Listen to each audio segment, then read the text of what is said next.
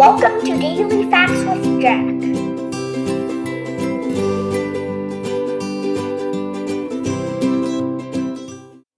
Today's shout-out goes to my great aunties, Brenda Nistu and Shelley Dufo, for the sweet comments. Here, you get rewarded with a bun.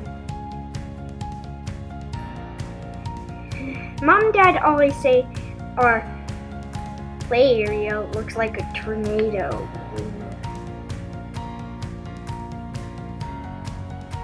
Yeah, that. May 2020 tornadoes.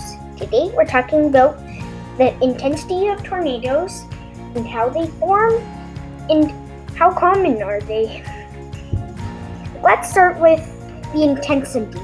This handy dandy machine right here can show you the intensity of tornadoes. First, let's start at F0, one of the least deadliest tornadoes. It may take a while for it to get up.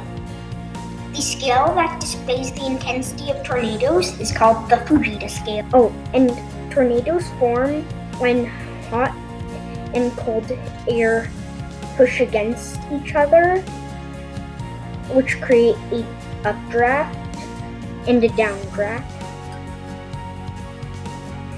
Now let's go to F2. I mean 1, not 2. How many tornadoes happen in a year? For Saskatchewan has an average of 13 or 14 tornadoes every year. Now, let's move on to F2.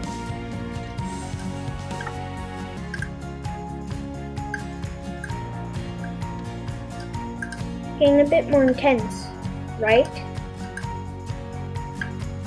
Let's go to F3.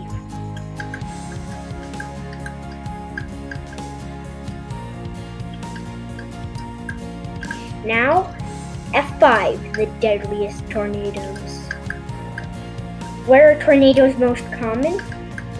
In the Midwestern United States, Tornado Alley.